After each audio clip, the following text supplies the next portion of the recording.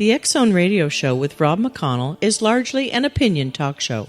All opinions, comments, or statements of fact expressed by Rob McConnell's guests are strictly their own and are not to be construed as those of the X-Zone Radio Show or endorsed in any manner by Rob McConnell, Relmar McConnell Media Company, the X-Zone Broadcast Network, its affiliated networks, stations, employees, or advertisers.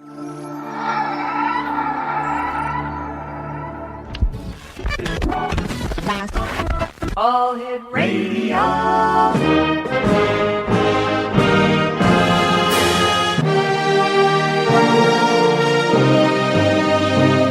Welcome to the X-Zone, a place where fact is fiction and fiction is reality. Now, here's your host, Rob McConnell. And welcome to the X-Zone, everyone. My name is Rob McConnell, and for the next 4 hours, I'm your host and your guide as together we cross the time-space continuum to this place that I call the X-Zone. It's a place where people dare to believe and dare to be heard. It's a place where fact is fiction and fiction is reality. And the X-Zone comes to you Monday through Friday from 10 p.m. Eastern until 2 a.m. Eastern on the Talkstar Radio Network, X-Zone Broadcast Network, UK High Definition Radio, Euro High Definition Radio, Star Cable, and X-Zone TV. If you'd like to give us a call toll-free worldwide, 1-800-610-7035.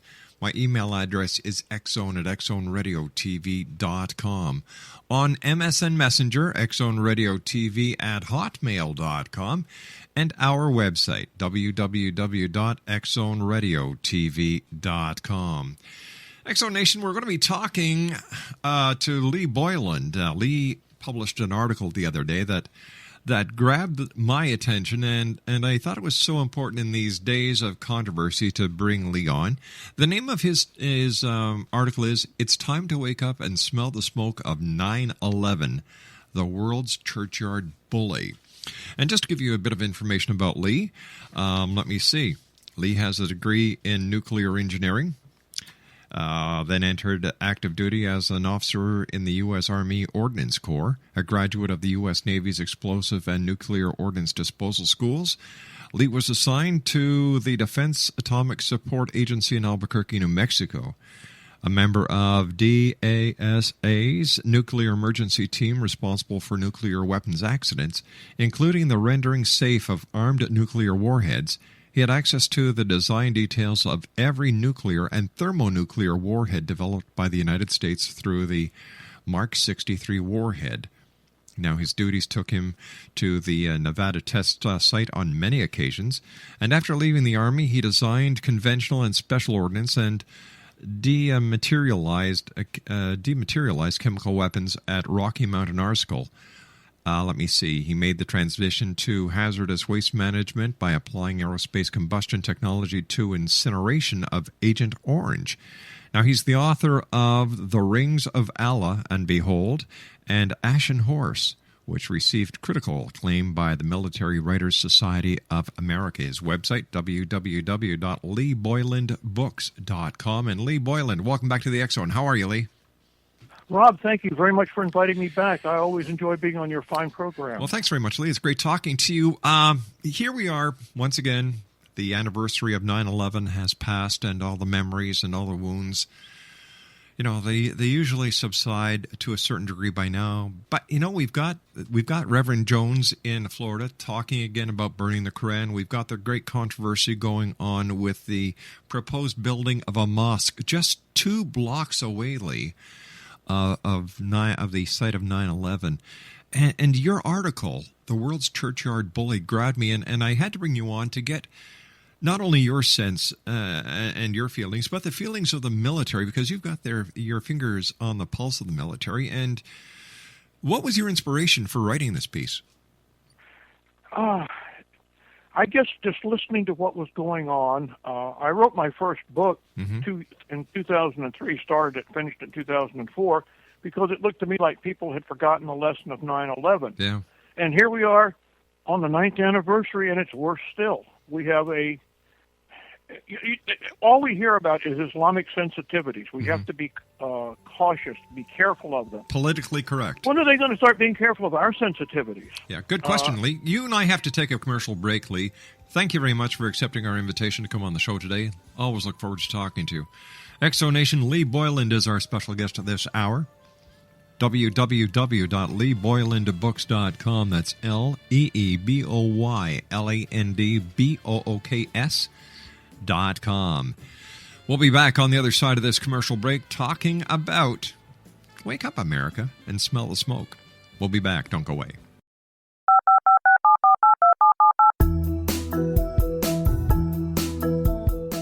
Did you know that when you're on the road with limited data or Wi-Fi, you can still listen to the X-Zone Radio Show with Rob McConnell, The Science of Magic with Gwilda Wiyaka, X-1, Dimension X, Space Patrol, and every minute of the X-Zone broadcast network by calling 213-401-0080, courtesy of Audio Now. No smartphone, app, or internet needed. It saves your data plan, and it's free if you have unlimited minutes. Call 213-401-0080 to listen on any phone, anytime, anywhere. Remember 213-401-0080 for the best of the paranormal, parapsychology, and sci-fi radio programming anywhere, 24/7, 365.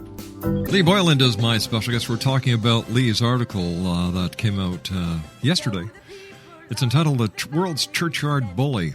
And Lee, why do you think that we still haven't, the light has not gone on about what really happened on 9/11? How can we just forget it so easily? I don't know. It's frightening, and I've written several articles on this, and I wrote a series of books based upon it. What could happen? Could they attack us with nuclear devices? And the answer is yes, and I proved that in the first book. I wrote it. It's a fictional book because it hasn't happened, but it lays down a foundation that you can't get around.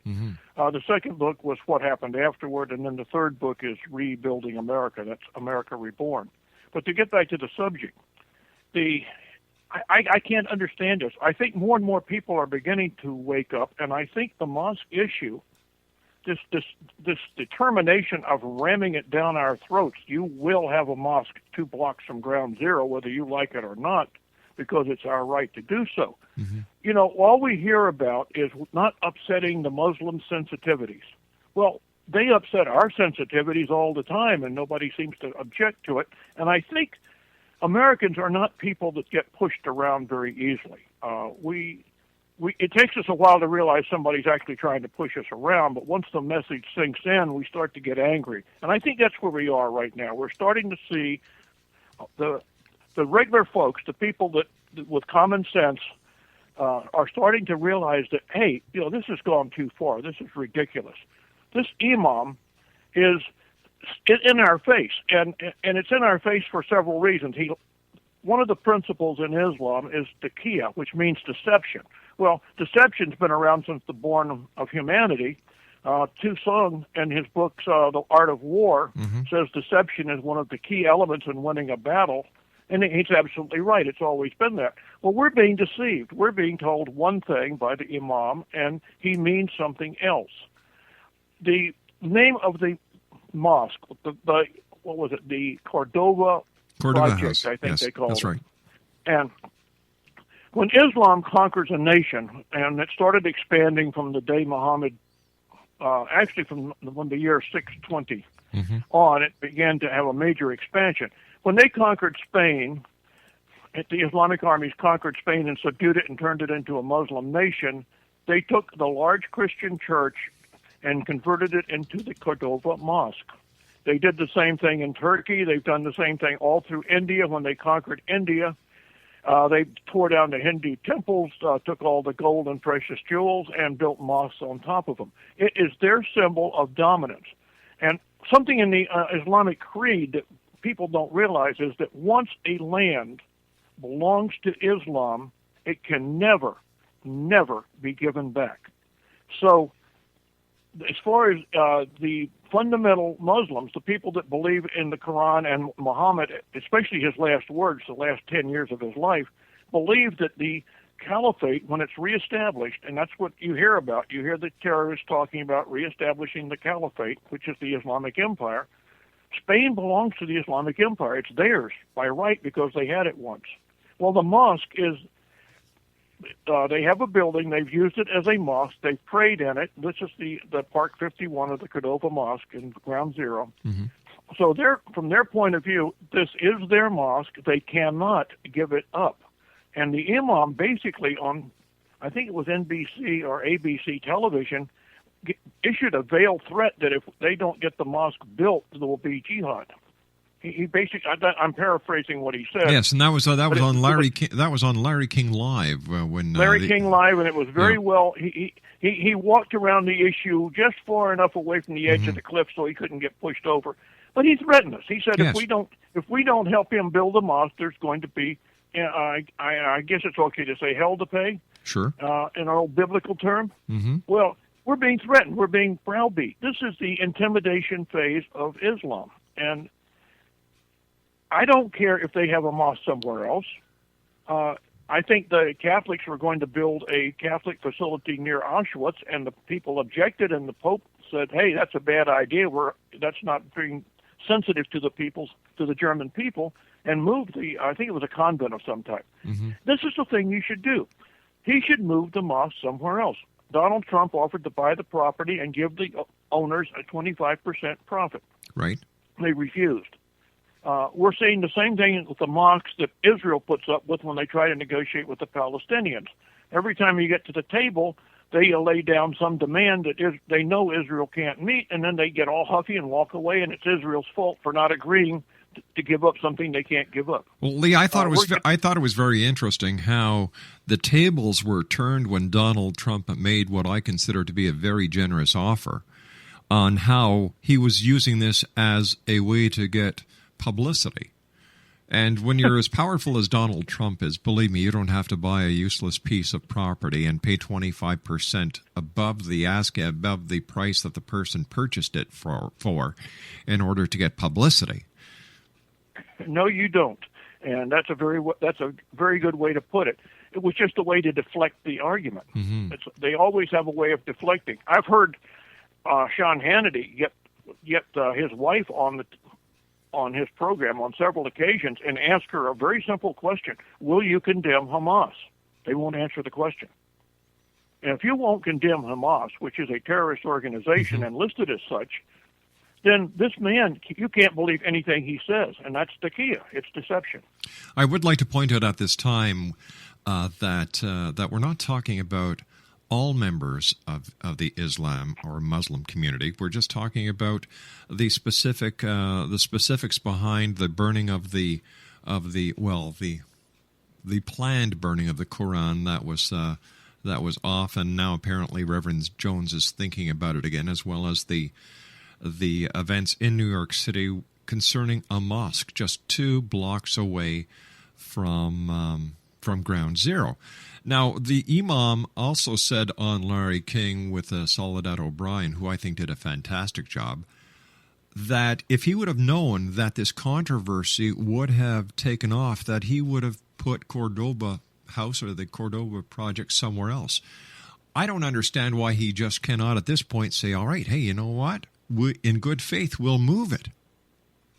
But to continuously taunt and incite people, I think that he is just, he's just doing this in order to stir the pot. Of course he is, and there's another important fact that we don't see. One of the things I try to point out when we're talking about the mm-hmm. subject is we view everything in the Middle East, not just Islam, but everything in the Middle East, through our eyes as we see things as Americans in our country. You have to get out of your shell. You have to crawl into the shell of a person that lives in Afghanistan or Iraq and look at the world as they see it, because they see things differently than we do. They have mm-hmm. an entirely different culture. They have an entirely different history. Their value system is different than ours. So when we submit or advance arguments about why they should do something based upon our philosophy and our way of life, it doesn't resonate with them. And I tried to do that. I learned to do that when I started writing the first book, to study, to get the way they talk down properly so I could do the dialogue. I started reading their fatwas, their articles, and I began to realize that we don't understand them simply because we think about things in our terms and they think about things in their terms. So to make a very, crude example, if I told you to go up, you would hear me say go down. If I told you to turn left, you would turn right. It's that way. So we have to couch our arguments to reach these people. We have to talk to them in the language and the terminology they understand, and we don't do that. We're teaching them about democracy. We say, you want freedom and democracy. This is a concept that's not understood. They have lived as a Muslim people under Islam all of their lives and for centuries in that area. And Islam means submission. You submit yourself to the will of Allah. What is the will of Allah? Well, to them, they're mostly uneducated. The will of Allah is whatever the local cleric tells them it is. And it's very convenient that the Quran is not in chronological order, so that none of the recitations that Muhammad made follow his life pattern. So you can pull pieces out of the Quran or verses out of the Quran to support almost anything you want to do. And the people that we're dealing with, the ones we're trying to reach, don't understand what we're telling them. So we need to go back and rethink our position and understand the world as they see it. One of the things that they see is that if you build a mosque somewhere, it means you have dominated. So from the Arab street, if you would, or from the Arab world, will view building the Cordoba Mosque, this 13 to 15-story huge mosque inside of the debris field of the 9/11, which makes it on what we call hallowed ground. This will be seen as a victory mosque. This will be the victory mosque that marks the beginning of the subjugation of the United States, the Great Satan. But they already have 100 mosques in New York City. But it's not at the site, see? And this huge mosque, if it was just a little simple mosque like it is now, they have a little community center they've been using for about 2 years. If they left it alone and just refurbished the building, it wouldn't mean anything. But when you build this huge structure that's going to be grandiose, that's going to be, a typical really big mosque, it's going to be a symbol to the Arabs across the world, or the Muslims across the world, that this is a victory mosque, that this was declaring victory, that 9/11 was the right thing to do. Lee, stand by. You and I have to take a commercial break with the news. Lee Boyland is our special guest of this hour. Exonation, www.leeboylandbooks.com. 1-800-610-7035 is worldwide toll-free. My name is Rob McConnell, and this is the X Zone. We're coming to you from our studios in beautiful Hamilton, Ontario, Canada. Lee Boyland and I return after this break. Don't go away. This is the X Zone Broadcast Network, broadcasting worldwide on broadcast affiliates and satellite program providers, including CNN Broadcast Network, Sirius Satellite Network, Star Media, Good News Radio Network, Angel Broadcast Network, Wiki Broadcast Network, and WPBN TV. For more information on the X Zone Broadcast Network, visit us at www.xzbn.net.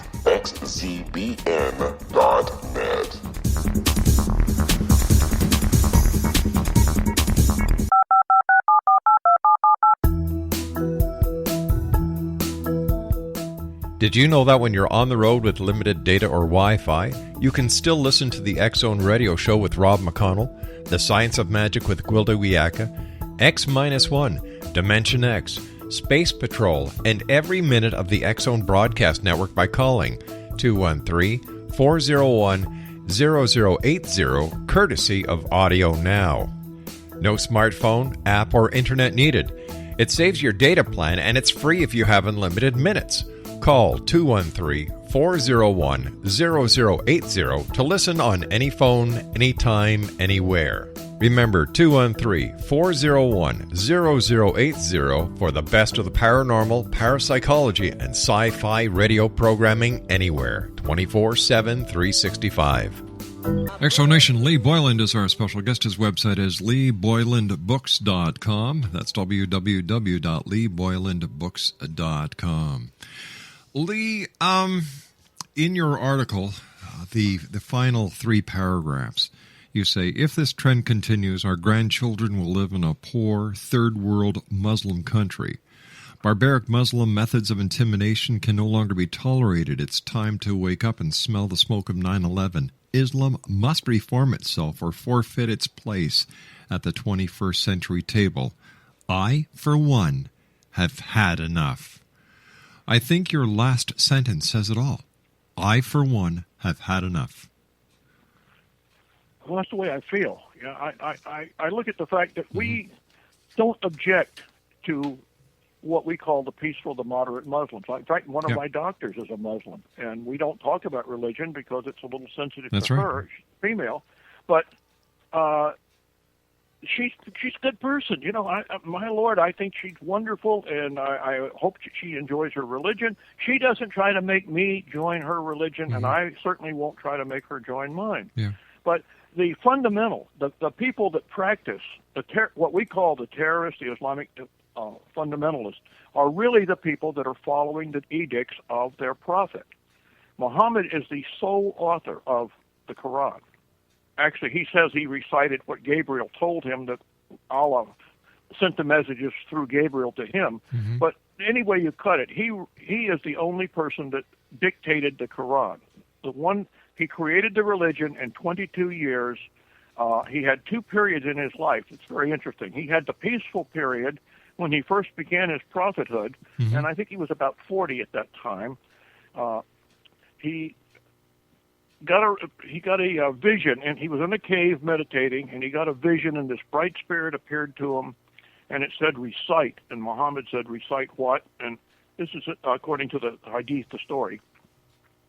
And this went back and forth a number of times, and finally it came down, and he said, recite that there is only one God, and that God is Allah. Well, Mecca at the time of this period when Muhammad lived in Mecca was the center of pagan worship on the Arabian Peninsula, and the tribes all came to Mecca once a year to worship their god. There was 360 stone idols in what is now called the Kaaba. Well, it was called the Kaaba for hundreds of years before Muhammad, and it housed these 360 stone idols. Well, Muhammad started preaching that there's only one God. Well, this is a sort of a light way to put it, but it gets to the point, and that is, if you have one God, then there's 359 unemployed gods. Well, since a large number of people came to Mecca every year to worship their gods, and they brought a lot of revenue to the city, or to the town at that point, the tribe said, okay, once he started really getting some converts and getting people to pay attention to him, he started reducing the number of people coming to pray to the stone idols. And then after they prayed, they partied. It was sort of like a party town. So they said they ran him out of town. He was there 12. He preached for 12 years, and at the end of 12 years, he was causing enough problems to their economy and irritating the senior members of the tribe that they booted him out. And then the famous Hajj, where he went north to a little town called Yatrab, which after 2 years was redesignated the city of the prophet, which we know as Medina. Well, Muhammad got up there, and after 2 years he ran out of money, and he started looking for sources of income. And since his early days, he had been in the caravan trade. He had started out as a camel driver and worked his way up to managing caravans, and then he married a rich widow, Khadijah, and then he formed a business, and he was a very good businessman. He over doubled her wealth after he took over. So he was no slouch. Muhammad was a very brilliant man. There's no question about it. But anyway, he started raiding caravans to get money, and he became what they called a pirate, and then he became a warlord. And 10 years later, he ended up as a conqueror of Arabia. He had conquered all the tribes. They had all joined his religion. Muhammad is a unique person. So there's two phases to his recitations. All the peaceful phase recitations were made when he was in Mecca. And the last 28 that he recited were in Medina, and they're very long, very detailed, and they're very hostile, and they get more and more hostile as every year goes by. So the Quran, after Muhammad died in the year 632, nothing happened. The people that had listened to his recitations had either memorized them, they called them professional rememberers, and they literally had a chain of custody from passing the memory from one to another. You had people that wrote it down on anything that was available. They were called fragments. So 20 years after Muhammad died, the third caliph, which means successor to the prophet, so he would be the third successor to Muhammad in 20 years, got together all the fragments, all the things that were written down. He called all the people in that had memorized what Muhammad had said, and he had a bunch of scribes write everything down and record it. And when he finished, he had 114 small booklets. And we would call them the chapters they're the equivalent of the chapters in the Bible. And they're called surahs. So now we have 114 surahs, and there's no dates in any of them. So there's no way to chronologically order these surahs by just looking at the dates and knowing when they were done or when Muhammad recited them. So the Caliph said, when he was asked what to do, he said, well, we will put them in order of the longest first. In other words, the surah with the most verses goes first, and the shortest one is last. And that is the way the Quran is organized. He then had all the fragments burned because he didn't want people arguing about whether or not this was the actual way the story went. He said there will only be one version of the Quran, because when the books were assembled, all 114 were put together, it was called the Quran, which means recitation. So it was the recitations of Muhammad. So the whole book is Muhammad. And I give a talk that says it's all about Muhammad. Islam is all about Muhammad. And to understand Islam, you need to study Muhammad, because he is everything in Islam. We hear the term hadith. Hadith means the deeds and the words and what Muhammad did when he wasn't reciting what Gabriel had told him. So everything that you read, the whole basis of Sharia law is based upon the Quran and then what Muhammad did and said otherwise. So it's all about Muhammad. Well, since you have these two, you have the hostile verses first and the peaceful verses last, because the hostile ones were very long. You get the impression, if you read the Quran, that he started out being pretty upset, but he ended up being a really nice guy. And it's the opposite. The first recitation that Muhammad made is called the clot, which means he says that God formed man out of a clot of blood rather than clay. And the Christians, or I guess the Jews and everybody believe that God formed us out of clay. In their version, it was a clot of blood. But that is the 96th surah in the Quran. So that shows you where the beginning is.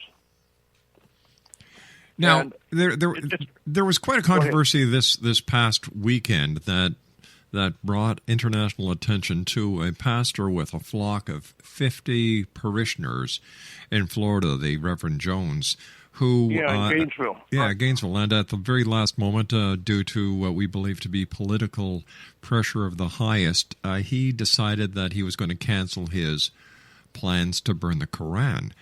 Now, in your article, you tell of a time when the Bible was burned, and I was wondering if you could share that with us. Well, first I'm going to tell you, I would like to say that I'm very glad that he didn't burn the Quran, not because of upsetting the Muslims, but I don't believe you should burn anybody's holy book. That's right, I agree. I don't care what religion it is, and it's just not the right thing to do. But the interesting thing is that a Christian church, and this is in 2008 when Bush was president, a Christian church sent over some number of Bibles. I don't know the number. It could have been 50 or 100. And they were printed in the local languages in Afghanistan. Pashtun is one. They were received by one of their members that was there, and he was going to distribute them. And somebody objected, and then it became a big flap. The Bibles were confiscated. Now, they were confiscated by our military, the U.S. military, on an Air Force base. They were then thrown in the garbage. The garbage was burned in the incinerator on the Air Force base. So we burned Bibles. Our military burned Bibles, and yet we raised it. And then we make such a huge deal out of the fact that this little pastor, who was perfectly within his rights to burn the Quran, clearly he had the right to do so, even though I don't think it was a good idea. I would support his right to do it. But I can't get over the fact that our Air Force, our military, burned our Bibles. They didn't send them back to the church. They didn't even shred them. They just threw them in the trash and burned them. And this is unconscionable. Lee, do you think that the possibility still exists to bring both sides to the table and work out a win-win situation for both sides when it comes to the mosque in New York City?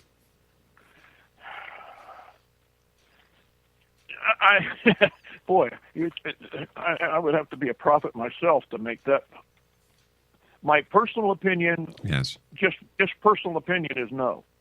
I think it's going to end up being some kind of a flap. The imam is absolutely determined to build that mosque, and he's now threatening jihad against New York City if it's not built. I think the interesting thing is going to occur is with the unions, the trade unions. Will they build the mosque? And my bet would be, personal again, is that they probably will not do it. That the unions were just going to say, no, we're not going to build it. Well, now this gets to be an interesting. Now we've reached a really interesting situation. Mm-hmm. They have approval to build the mosque.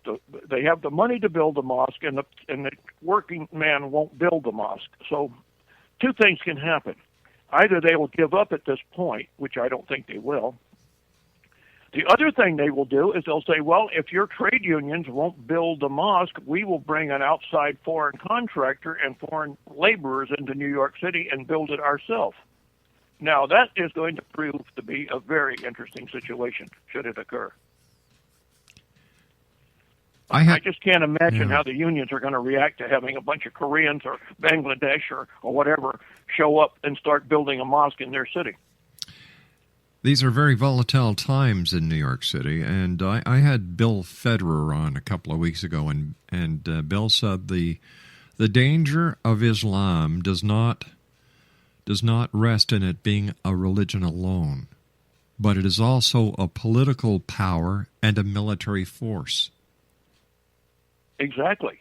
It is an ideology that it encompasses every aspect of a person's life, and I think I don't have it handy to quote, but the 36th surah, 36th verse, I believe it is, or the 39th surah, 36th verse, it states that a person's duty, everything in a man or woman's life is predetermined before they're born.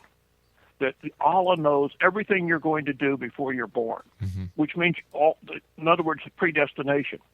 So the comment "Ishla Allah" as God wills really has a unique meaning if you think of it in those terms. That everything I do, God had determined I was going to do before I was born. So I'm really not responsible for what I do because it was all predestined. There was also a news article today on one of the news networks where if you wear a burqa in France, a full-face burqa, you are now subject to a $195 fine. Yeah, France has had enough. They have the problem we're having, and we're seeing it now in this country, especially with the Somalis coming in here, is the Islamic people. They immigrate into the country legally or otherwise, and they form communities. Well, our ancestors, when they came, formed communities. We had the Irish communities, the German communities, whatever community, everywhere. But the difference is the parents knew that they had come to a new country. They came here because the new country had new values that they wanted. Even if they couldn't speak the language and couldn't get along, couldn't integrate well, they knew their children had to. So you had the generations where the father and mother would work as lowest paid jobs possible, and they would force their kids, they would encourage their kids to learn the language and get educated. And in many cases, by the third generation, you're having people that started out as common laborers, you're having PhDs and medical doctors in the third generation. They integrated into our society because they came here to do so. And it was their purpose to become Americans. They left the old country's values on the shore when they sailed to come to this country. Lee, hold on to that thought. We've got to take our final break. Lee Boyland is our special guest this hour, X-Zone. His website, www.leeboylandbooks.com. My name is Rob McConnell. I'll be back after this break. Don't go away. This is the X-Zone Broadcast Network, broadcasting worldwide on broadcast affiliates and satellite program providers, including CNN Broadcast Network, Sirius Satellite Network, Star Media, Good News Radio Network, Angel Broadcast Network, Wiki Broadcast Network, and WPBN TV. For more information on the X-Zone Broadcast Network, visit us at www.xzbn.net.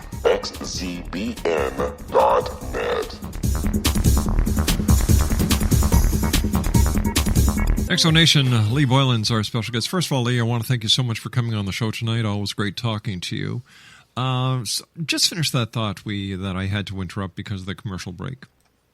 Well, we were talking about the communities. What's happened with the Islamic immigrants that come into France, Europe, England, and now starting in the United States is they form communities like our ancestors did. But the difference is they don't want to assimilate into the American culture. They don't make any effort to. And as the communities grow, they literally shut out the outside, introduce their own legal system, which is Sharia law, and they have... Around France, there's a communities of ring around Paris, and there's in other countries, and they're called no-go zones, which that means is a Christian or anybody else other than a Muslim does not go into that area. Why Even not? the police are afraid to enter. Well, wait a second. How can that happen? Well, it's happened. That's part of what France is pushing back, Wow. and now Denmark is pushing back, staying it. We have no-go zones starting in this country with the Somali immigrants primarily. They just basically close everybody out, and then they start pushing outward from their community, trying to engulf the whole country. So they didn't come to our country or to France or to England or wherever. They didn't come to assimilate into that culture. They came to assimilate that culture into theirs. In other words, we're going to be assimilated. I like to use Star Trek analogies every once in a while. I did it in the article. We had this in Star Trek: The Next Generation. We had the Borg. Yes. You remember? Yeah, sure do. Yeah. Yeah. Well, resistance is futile. Was their That's comment? Right. Yeah. Well, this sort of describes the attitude of the Muslims that come here. Resistance is futile. They will eventually turn us into the United Islamic Republic of the United States. That is their goal. And I don't want to be part of that. And now the French are starting to realize that it's gone too far. New Year's Eve in France, if you follow it, they burn automobiles all over the country. I think there was 1,200 automobiles torched last New Year's Eve. They just go out and torch automobiles and tear up buildings. And it's all Muslims. Why have we been so tolerant to this point? We're a tolerant people. That's our great strength and also our weakness. We want to let everybody have their own way of life. That was the whole point of the country, to be you're free to do what you want to do. But when we have people using that against us to subjugate us, that's what's happening. And we have to wake up and say, there's an end to tolerance. There's an end to political correctness, I think, is the worst thing that ever happened, because we were never designed to be a politically correct country. We came over here. The people that came to this country were unpolitically correct. That's why they came. That's right. They wanted to do things their own way.